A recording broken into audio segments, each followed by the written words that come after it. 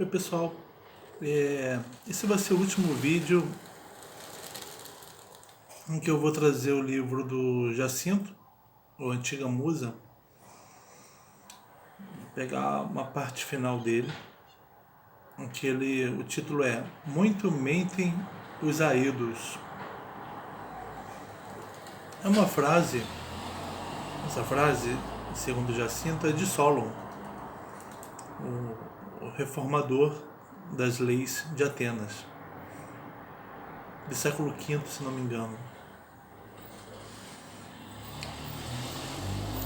O Jacinto, ele vai partir daquela apresentação que as musas fazem para o Hesíodo, dizendo: sabemos muitas mentiras dizer, semelhantes a fatos, e sabemos dizer verdades quando queremos. Elas ensinam isso pro Aedo. Elas ensinam o Aedo a mentir e a dizer verdades. Uma pessoa comum,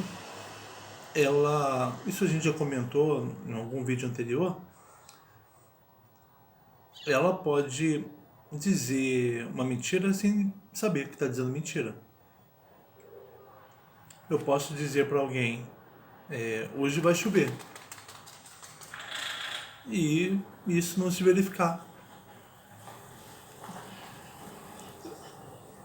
Eu não sei o que vai acontecer, né? Ou eu posso dizer, eu tenho tanto X dinheiro na minha conta, e no outro dia, quando eu for verificar, eu ver que eu não tenho aquele dinheiro na conta. Eu posso então dizer a mentira sem saber que estou mentindo. Os homens não sabem de tudo, né? Os homens sabem daquilo que eles viram, e para as outras coisas, para quase tudo, eles ouviram. E as fontes confiáveis do que aconteceu eram, na época dos gregos antigos, eram os aedos, né? O Aedo aprendia das musas a mentir sabendo o que estava fazendo, a fazer a ficção dele. A ficção, como o Jacinto define, é um conjunto de relações entre mentiras e verdades. Naquilo que ele conta, numa situação que envolve as musas, o público e ele.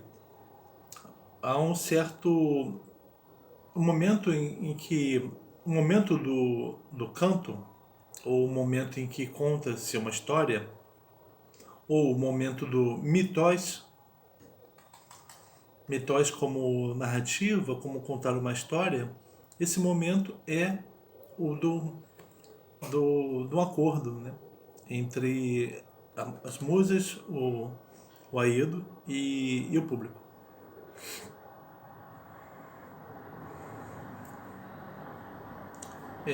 O Jacinto lembra na Odisseia do Fêmeo, né, que é um Aedo que é forçado pelos pretendentes da Penélope a contar sobre o retorno dos aqueus da guerra, dando uma ênfase falando das desgraças, né, que eles sofreram nesse retorno, dando uma ênfase nos percalços e na indeterminação do destino do Ulisses. Os pretendentes adoravam ouvir isso, né? Que o Ulisses poderia não voltar.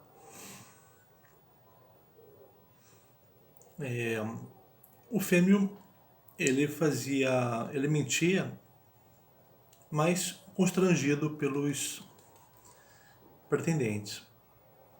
Ele não estava contando o que não estava contando o que as musas passavam para ele. Ou ele estava contando alguma coisa que as musas passavam para ele, mas não tudo que elas passavam. Ele mudava, adaptava o discurso dele ao que os pretendentes queriam ouvir. Então era manco o acordo dele com as musas, né? Já Demódoco, o Aedo na corte do Real Sino, ele canta um canto que é considerado catacosmon, que é um canto que tem qualidades internas e ele é conveniente para quem escuta. Ele tem as duas coisas, não é só conveniente para quem escuta. Ele também é coeso internamente e ele é bem articulado, bem cantado e ele agrada quem escuta. Ele corresponde às expectativas de quem escuta. Então, eu demoro com um exemplo feliz de cantor que quando canta, ele consegue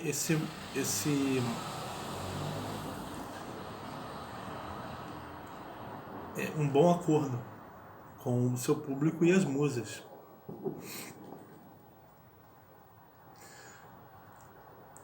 Demódoco canta pro Real Sino, pro estrangeiro, que é o Ulisses, que não está ainda revelado que é Ulisses, né? Ele canta o que o Ulisses fez na guerra, da astúcia de Ulisses, principalmente do episódio do cavalo de Troia, né?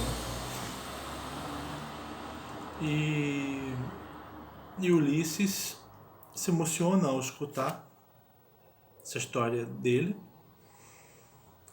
deixa cair uma lágrima e isso mostra para o rei que aquele estrangeiro é o próprio Ulisses que está ali. E o rei pede para o estrangeiro contar o que ele passou até chegar ali. Ulisses, aí, de acordo, tudo isso é de acordo com o Jacinto, né? Nem tudo que eu estou falando está escrito nele, mas muita coisa tá. O Ulisses, ele não é um Aedo, ele não é inspirado pelas musas,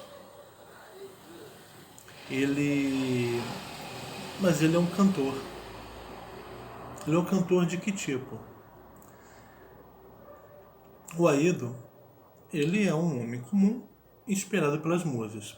Ele ouve as musas falarem do que elas viram e que ele não viu, mas ele acabou de ouvir das musas e transmite. Já o Ulisses, ele não precisa fazer essa colaboração com as musas, porque ele viu. Ele é multiastuto, quer dizer, ele muitas coisas fez pela sua engenhosidade e muitas coisas ele viu, tanto na guerra quanto do retorno dele, passando por lugares, por todas as experiências que ele teve, fantásticas ou não. Então ele viu muita coisa. Ele conta a partir do que ele viu, né? Ele tem ele faz um relato direto, né, da experiência dele. E ele consegue também um canto conveniente e coeso e bem articulado, um canto catacosmon. Todos ali que o escutam na corte dos feácios reconhecem isso. Quando o Ulisses chega em casa, chega a Ítaca, disfarçado de mendigo, ninguém sabe que é ele. Ele conversa com Eumeu, um antigo servo de Ulisses, criador de porcos, e se apresenta como um estrangeiro vindo de Creta. E conta a história dele próprio. Aí ele conta coisas que ele não viveu. É um canto muito mentiroso, mas apesar de ser um canto que agrada o Eumeu, porque é um canto que poderia ter acontecido. Não é absurdo.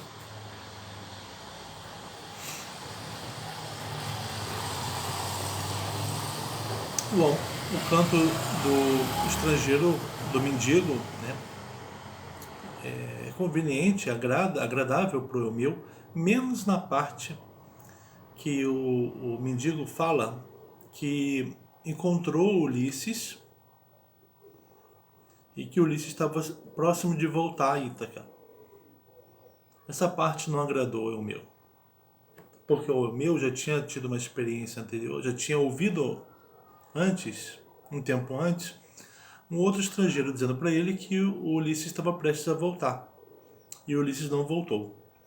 Então o Eumeu não queria saber de ninguém falando para ele que o Ulisses ia voltar. E foi esse o erro do canto do mendigo. E justamente é a parte verdadeira do canto do mendigo. Porque o Ulisses realmente estava próximo a voltar. Na verdade, já tinham voltado. Faltava só o mendigo se revelar. Pro Eumeu ver que o Ulisses voltou.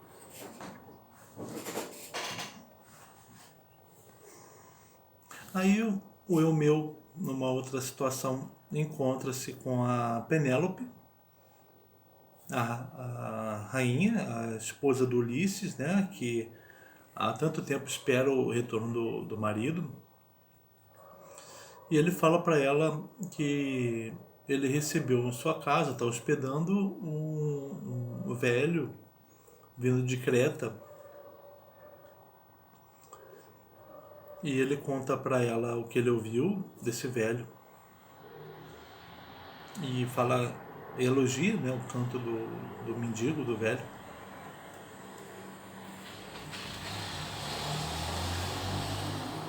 Há um encontro depois desse velho com a Penélope. Né? Ulisses vai ter duas situações de fala com a Penélope, que a primeira é disfarçado de mendigo e a segunda é como Ulisses, né, tentando se mostrar Ulisses. Ele, como mendigo, ele grande parte falseia, grande parte do que ele conta sobre ele mesmo é falseado. E quando na segunda conversa, mas essa fala falseada mesmo assim agrada a Penélope, né? É conveniente, Penélope, porque ela está querendo ouvir um estrangeiro, a história de um estrangeiro que passou muitos perigos, que precisa de ajuda e foi bem acolhido em Ítaca. Então isso agradou Penélope. A Penélope. Quando na segunda conversa, já o homem tentando mostrar para ela que ele é Ulisses, aí ele conta o que aconteceu com ele. Então tem mais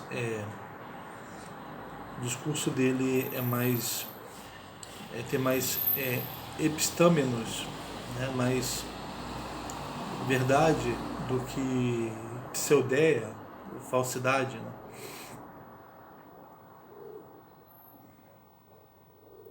mas também agrada a Penélope o discurso dele. Isso faz a gente pensar, aí no ponto do Jacinto, que na ficção ela agrada quem escuta, uma história agrada quem escuta, e o Jacinto chama de ficção. A gente fica pensando no mito. O mito, ele é a verdade ou ele é mentira? Para os gregos não tinha essa oposição. Para eles o mito era as duas coisas. Eram muitas mentiras que correspondem a fatos, aí precisam corresponder a fatos, precisa ter fidedignidade, e verdades quando queremos. Uma boa história é isso, é o controle do que se diz, usando mentiras condizentes a fatos, ou seja, não absurdas, e verdades. É a combinação disso tudo. Não é a oposição, então, de mentira e verdade. Um mito são histórias. São mentirosas, mas também tem uma verdade ali. E o Ulisses, segundo Jacinto, ele é aquele que, não sendo um aedo, ou seja, não sendo um cantor profissional, que tem essa relação especial com as musas, mas sendo um homem que muito viajou, muito viu e muito conta, e tem esse domínio do próprio discurso, o domínio da ficção que ele conta, ele é o pai do, dos, dos, de um historiador como Heródoto, que conta do que viu, do que ouviu, mas consegue saber que a verdade é uma coisa que está entremeada com a falsidade. Então ele traz muitos discursos para tentar chegar na verdade, sem dizer que finalmente chegou. Ele sempre diz, provavelmente é isso, ou foi o mais próximo que eu cheguei da verdade a partir de tudo que eu recolhi. O Heródoto não diz isso? Ele não diz que chegou na verdade, mas que ele se aproximou um quanto pôde dela, após pesquisar muito. Provavelmente o que ele falou, ele reconhece, tem muita mentira, mas se você escuta as histórias de todas as fontes que ele traz, você tem uma verdade, né?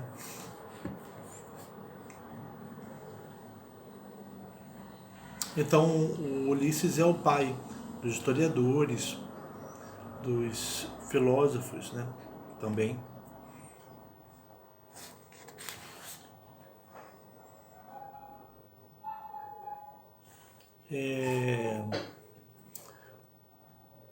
Quando nós escutamos uma boa história, a gente não fica preocupado, né? Se é mentira, se é verdade.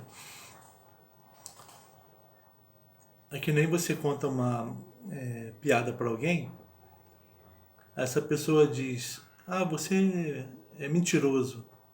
Não, não sou mentiroso, eu tô contando uma piada para você, eu tô contando uma história que é para você curtir. É uma história que tem algo de absurdo, mas não é tão absurda a ponto de você não se identificar com ela.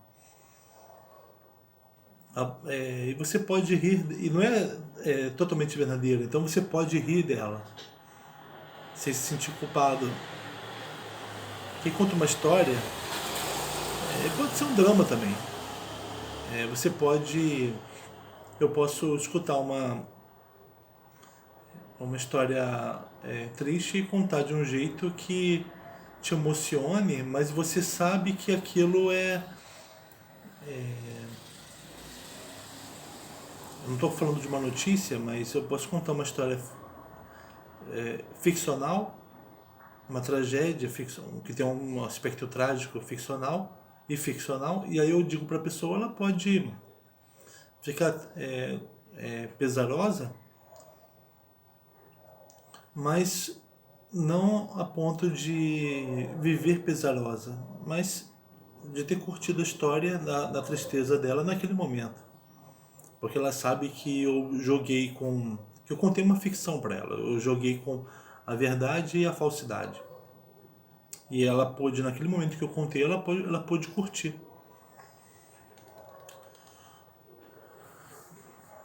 Eu acho que esse final do livro do Jacinto, ele amarra bem o livro inteiro. Né? Você pode... Esse livro tem na Amazon. Vale a pena você pegar a antiga musa, Arqueologia da Ficção. Tá bom? Então a gente se vê no próximo vídeo. Obrigado.